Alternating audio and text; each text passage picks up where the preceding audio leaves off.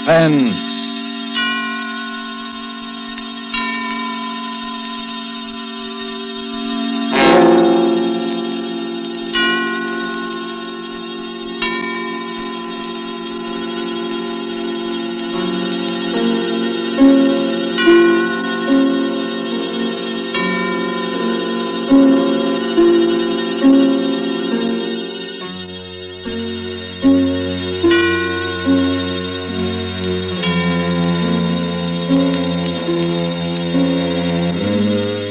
This is the Man in Black, here again to introduce Columbia's program, Suspense.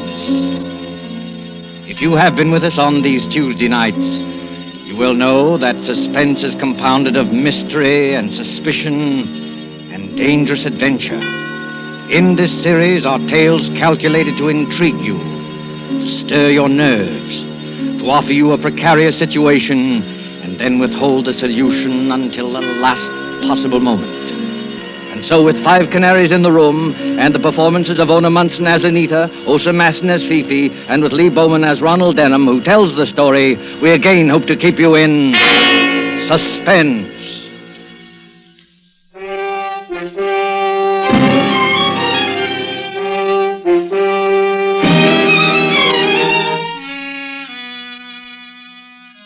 The trouble was, you see, that the whole apartment vanished. It's true. The flat disappeared straight out of that apartment house, and the dead man disappeared with it. No, I'm not crazy. And in spite of what they said, I hadn't taken too many drinks. You see, I was getting married to Anita in another 2 weeks, and Jimmy Westlake gave a bachelor party for me. Oh, hang it, it's a situation that might have happened to you. The party was at the old Cap and Bells Club on Lower Fifth Avenue, and it wasn't a brawl. Jimmy Westlake was in the chair, I admit. But nothing could have been more quiet, more dignified. Oh, mademoiselle from Armitage, parlez-vous. Mademoiselle from Armitage, parlez-vous. Oh, mademoiselle from Armitage. Quiet, you fellas, quiet! Pipe down, can't you? Wait a minute, the chairman wants to say something. Gentlemen, this is a solemn occasion. If those dopes over there will kindly get away from the piano and sit down at the table, I have another toast to propose. Excuse me, Mr. Westlake. Excuse me, please, sir. Yes, Uncle Cato, what is it? Excuse me, Mr. Westlake, but you ain't gonna bust the glasses on this toast, is you? And why shouldn't we bust the glasses, Uncle Cato? Why shouldn't we bust the glasses? Oh, but Mr. Westlake, if you keep on busting the glasses, there ain't gonna be no glasses left. Well, in that sad eventuality, Uncle Cato, we will simply start busting the plates. Isn't that fair enough, boys? Every goblet in the so-and-so place. Oh, we'll bust every goblet in the so-and-so place. Oh, look, Jimmy, don't you think you'd better tone the gang down a little? Be quiet, Ron. You're only the groom. Yeah, I know, Jimmy, but... Gentlemen, I regret to tell you this, but the protesting voice you just heard was that of our guest of honor, Ronald Denham. Now, we all know Ron, and we all like him. But I am sorry to say he is not himself. Where now is the terror of nightclubs, the chorus girl's friend? I say it to his face, he is sober. But we like him just the same. Friends, guests, and bachelors, I give you the groom.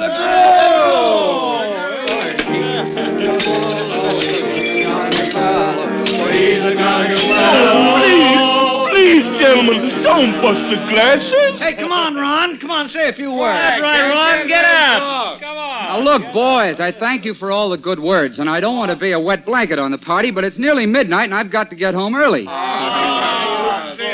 Don't you understand, boys? I'm a reformed character. Yeah, how's Fifi Latour? I haven't seen Fifi for over a year. She doesn't mean anything to me anymore. Methinks he doth protest too much. Oh, now look, I'm marrying the sweetest girl in the world. But Anita's a little, well, straight-laced. Oh. You know how it is. What's more, there's my Uncle Rufus. Uncle Rufus to a sour apple tree. Quiet!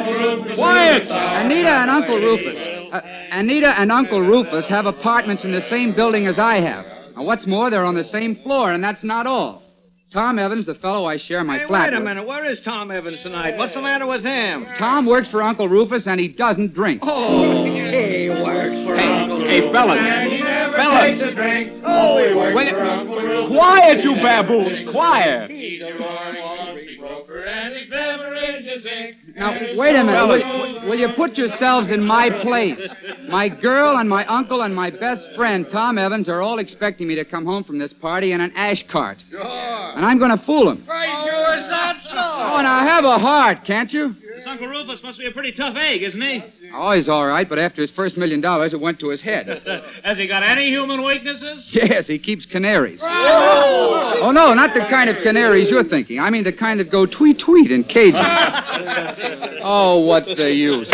What do you say, gentlemen? Shall we allow this pure in heart to wend his way home? Right, he's got a drink for the bride, dude. That's right, Ron. Can you, as a chivalrous gentleman, refuse to drink to the bride? You can't, and you know you can't. Uncle Cato, Yes, sir, Mr. Westlake. get a beer mug from the sideboard there. Fill it with champagne. Oh, now, wait a minute, Jim. One more drink won't hurt you, Shirley. Just one little drink. Well, no, I suppose not. Fill it up, Uncle Cato. All right, I'll have one more drink, just in honor of the occasion. But that's all, do you understand? That's absolutely all.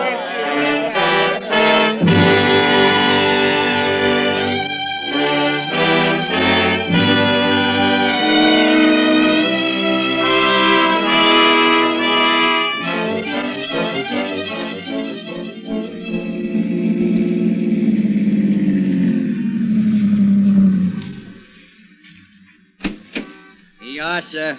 098 Park Avenue. Hey, mister. Come on, wake up. What's wrong? Well, you're home, mister. This is the apartment house. Oh, yeah. Yes, of Yeah. course. All right, Thanks. Up we go. Easy now. Hey, you sure you're all right? Yeah. Yes, I'm all right. I've been to a bachelor party. Yeah, sure, I know. Well, take it easy now. I can't see straight. The whole street's going around. The funny part is I only had a couple of drinks.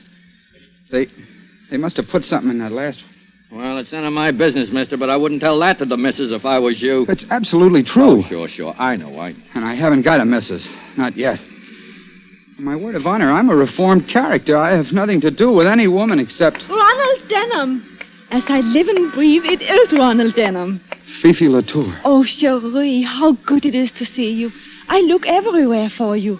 I cry my eyes out, but I don't find you. What are you doing here? I live here, Fifi. I moved. Oh, you tried to get away from me, yes? Yes. No, I mean... Well, here's your money, driver. Good night. Well, good night, sir. It's one of yours, lady. You better take care of him. I'd take care of him. Yes, you bet you. My poor Ron. I forgive you this time, because you've been on the wrestle-dazzle and you need someone to take care of you. You live in this building, yes? Yes. 5th floor. Oh, good. I take you to your apartment. No. You say no, eh? And why not? Because you mustn't go in there. Oh, there's another woman. What? Oh, yes? Well, yes. The fact is, Fifi, I'm going to get married. Married? Oh, for heaven's sake, Fifi, don't make a scene in the middle of the street. Oh, you break my heart, eh? Right in the middle of Park Avenue, you take my heart and you break it bang, bang. Fifi, please. Now I tell you what you do. You will take me to your apartment this very minute. No, definitely no. You will give me 1 cigarette and 1 brandy. You will tell me what this means. Oh, I warn you, by golly, I start screaming so they can hear me at City Hall. I can't do it, Fifi. All right, then I start screaming. No, wait a minute. Oh, of all the times in the world, you had to pick this. Do I go along, Cherie? Yes or no? Well, if I do take you, Fifi, will you promise to be good? Cherie, I am always good. You won't kick up a row or start banging at doors. Oh, if Anita heard of this. Anita? And who's she? Oh, never mind. I'm too groggy to argue. Come on.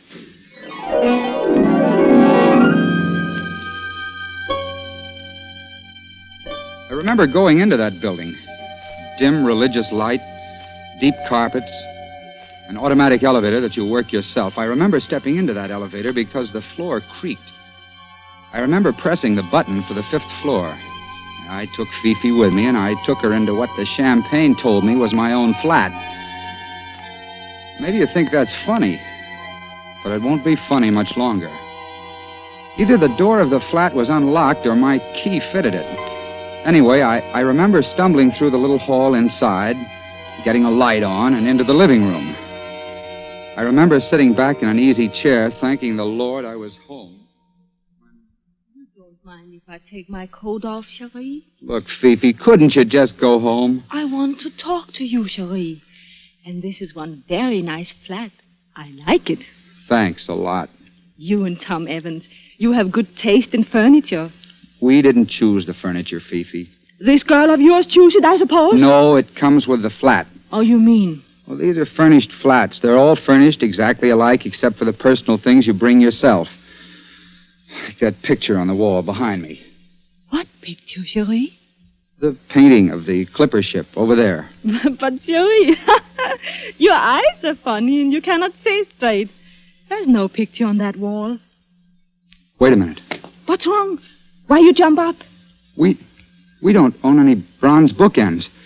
And the lampshades are different. And, Fifi, we're in the wrong flat. Oh, well, then that explains everything. Explains what? It explains about the canary birds. What canary birds? When we first come in here, I think I hear a lot of birds sing. And I think, ooh la la, this is a funny taste for Ron Denham and Tom Evans. But then... Uncle Rufus. Great Scott. Uncle Rufus. This uncle of yours, he keep canary birds? Yes, 5 of them, but this isn't his flat. I know his flat as well as I know my own. Where'd you hear this singing? Behind that door over there, where I point. That ought to be the door to the dining room. But what was that? Oh, it is a car backfire. Maybe yes. Maybe no, unless they keep cars in dining rooms. That was a gun. It came from the dining room. Yeah, I think so. Quick, let's get out of here. Oh, no, we don't. I've been pushed around tonight till I'm good and mad, and I'm just about crazy enough to find out what this is all about. You're not going to open that door. You just watch me. There's a light in that room anyway. How you know? Look under the sill of the door. Not a very bright light, but... Ron, don't do it. Stand back now while I get the door open. Dining room.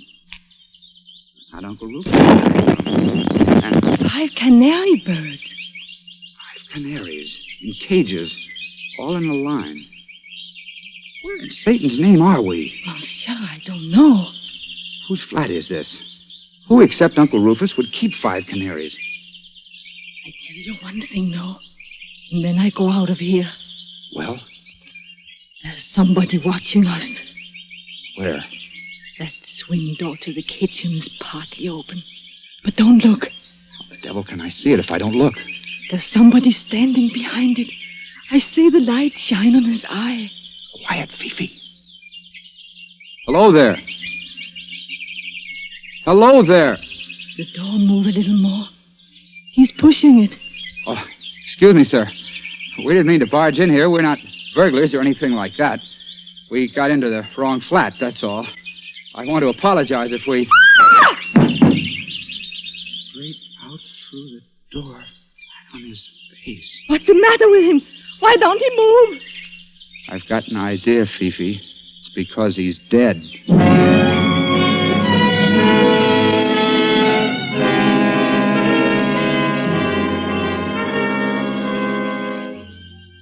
He was a little fat man with eyeglasses and a spade-shaped beard. He looked foreign somehow. And there was a bullet hole over his heart. You ask me what happened then? I don't know. Fifi turned and ran. At least I think she did. I bent over the man to make sure he was dead. And then something hit me. As though it hadn't been enough of a nightmare already, I could hear that blackjack strike the back of my skull. And everything exploded. I couldn't get my breath, and I seemed to be swimming in dark water. The next voice I heard wasn't Fifi's at all. It was Anita's. And... Ron Denham. Oh, my head. Oh, Lord, my head. Well, I'm not at all surprised. What's that, Anita? I can't hear you. I said I'm not at all surprised. Of all the disgraceful, dissolute objects I ever saw. Anita, where am I? Oh, darling, as though you didn't know. But I don't know. My head feels like a printing press in full blast. Well, you're out in the main hall, dear, on the 5th floor, sitting on the stairs beside the elevator shaft. That's true. But how did I get here? Oh, now, really, Ron. I must have been carried here. That's it. By your drunken friends at the club? Well, I don't doubt it in the least. No, Anita. No, you don't understand. I left that party early.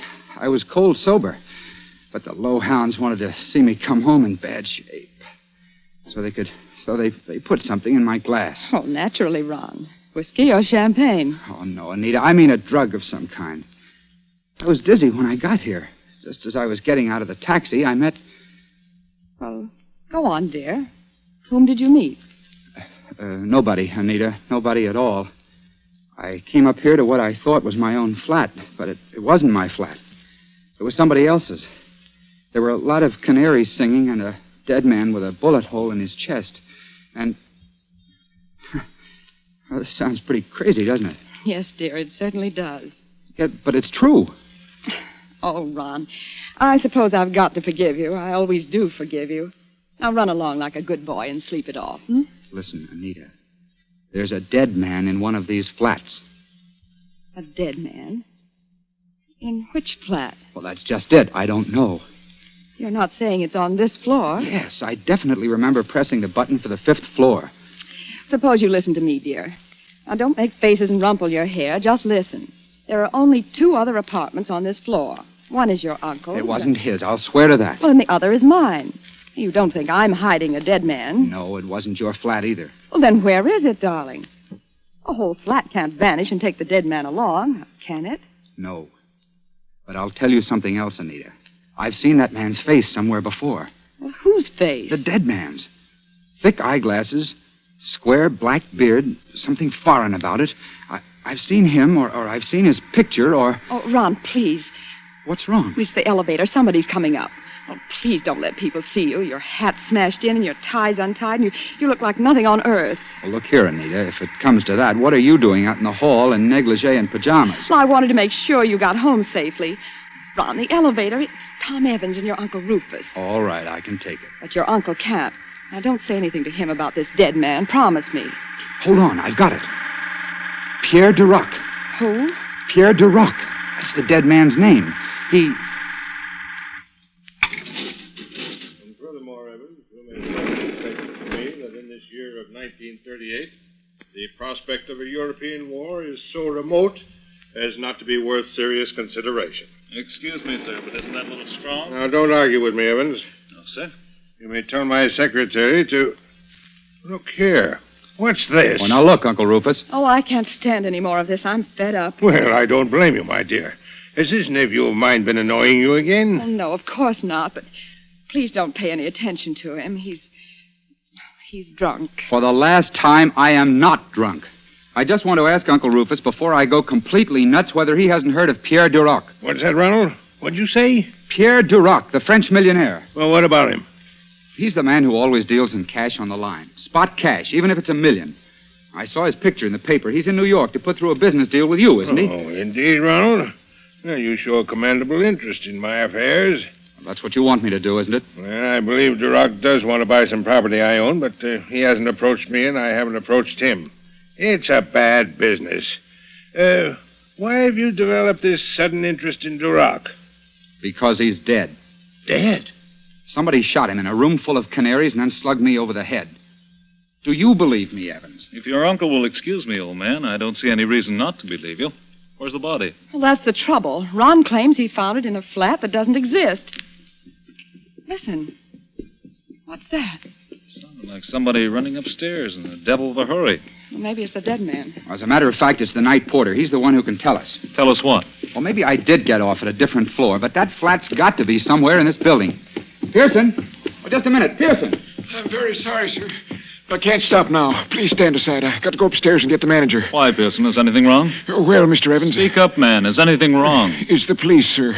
We found a dead man in the palm garden downstairs. Now do you believe me? You will oblige me, all of you, if you remain quiet and allow me to deal with this. What does this man look like, Pearson? He's a foreign-looking gentleman, sir. I never saw him before. He doesn't live in the building. Well, then how did he get to the palm garden? Well, sir, that's what we don't know. He certainly wasn't there when I looked in half an hour ago. But I went back to the palm garden just by chance, and there he was in a wicker chair with the singing birds in cages all around him. Birds again. Oh, be quiet, Ronald. He'd been shot, sir. The police think he was brought down in the service elevator from somewhere upstairs. Why do they think that? Of course, they found a revolver in that elevator and a little paper band of the kind that goes around banknotes. If they could tell where the dead man came from... You can tell us where he came from. Huh? I can, sir. Yes, you've been in most of the flats in this building, haven't you? I've been inside all of them, sir. Why? Well, would you recognize any given flat if I described it? Oh, well, yes, sir, certainly, but... Well, then, for the love of Mike, think. Who lives in a flat with 5 canary cages in the dining room? Ronald, are you out of your mind?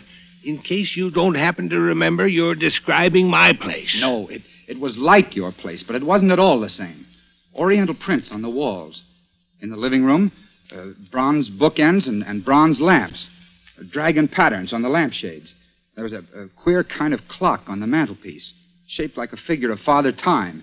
And what's the matter with you, Pearson? Nothing, sir. But you're sure you saw all that? Yes, of course I'm sure. Why not? Because, I'm sorry, sir, but you couldn't have seen it. What do you mean I couldn't have seen it? I did see it. Who lives in the blasted place? Nobody. Well, you mean the flat's vacant? No, sir. I mean, there's no such flat in the whole building.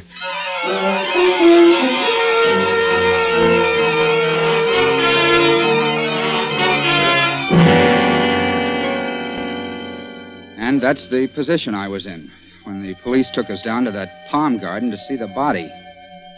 I never did like the palm garden much.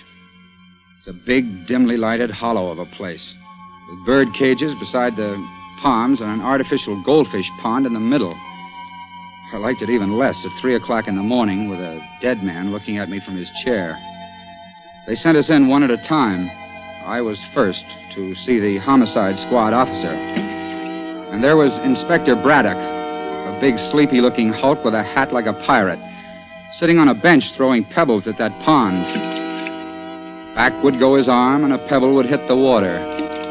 Back would go his arm, and a pebble would hit the water. And that's all you've got to tell me, Mr. Dunham? Yeah, that's all, Inspector. It happens to be true. Oh, I believe you. After all, son, we've got corroboration. Corroboration from whom? From your other girlfriend, Fifi Latour. But Fifi's not here. She ran out of here as soon as Duroc's body fell through that door. Yes, but she didn't run far. A cop wondered why she was running and brought her back. Where's Fifi now? In that room there, talking to your official girlfriend. Oh, that's fine. That's beautiful. The one thing I didn't tell Anita. Why don't you wake up? Wake up? How? This isn't post office any longer. It's murder. And one of that gang out there shot Pierre Duroc.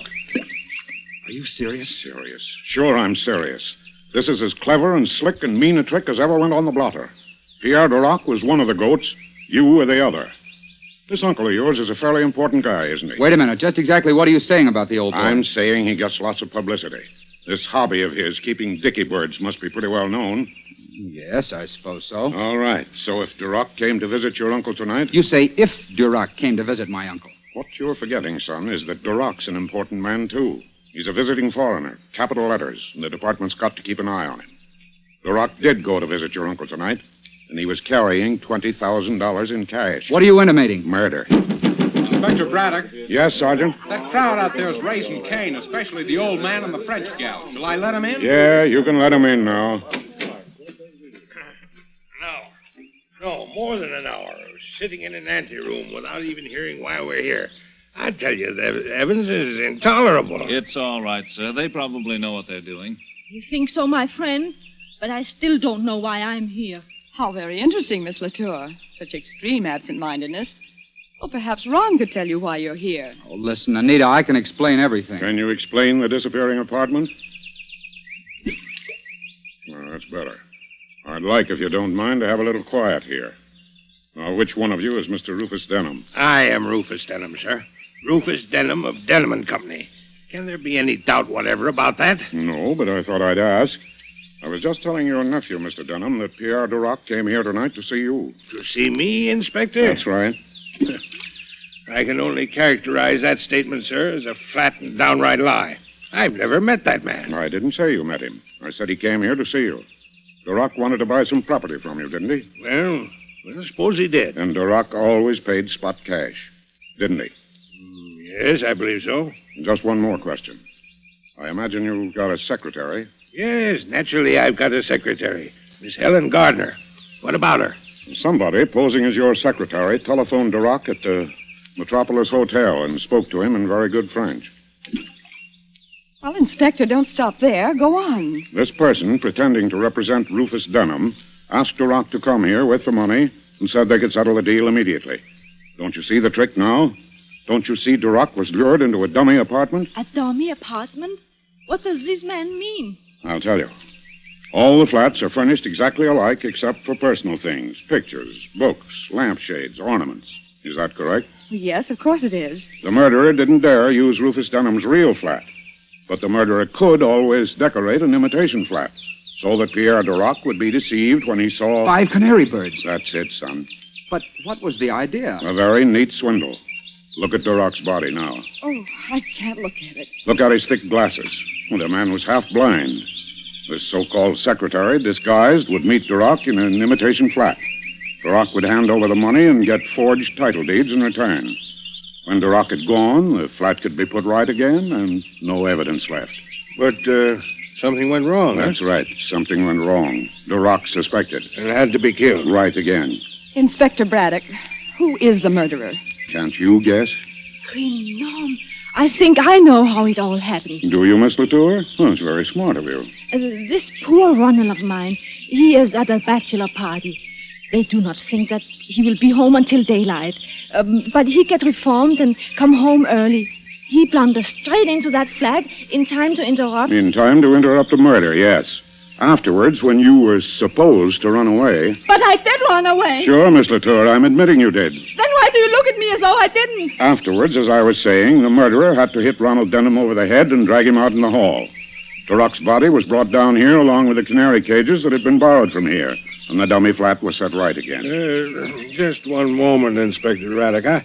I'm not disputing anything you say, but... Well, sir, what's on your mind? The murderer. What about the murderer? Well, all this. Wouldn't it have been much too heavy a job for a woman? Who said the murderer was a woman?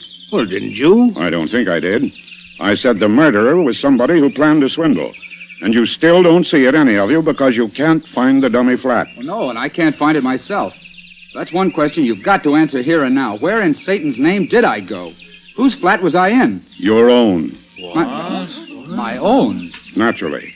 If you'd been cold sober, you might have made a mistake. But your instinct brought you home to your own flat.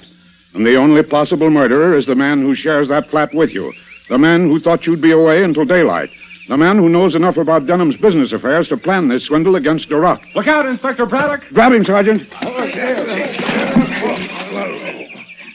Thomas Evans, I arrest you for the murder of Pierre Duroc. Good Lord. Heavens.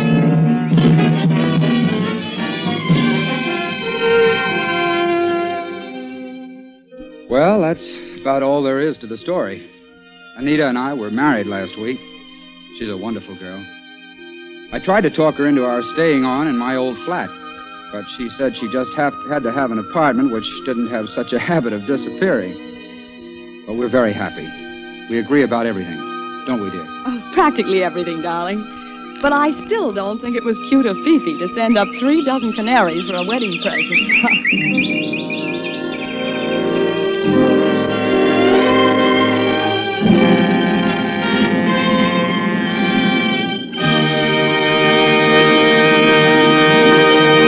And so closes 5 Canaries in the Room, starring Ona Munson, Lee Bowman, and Osa Masson. Tonight's tale of Suspense.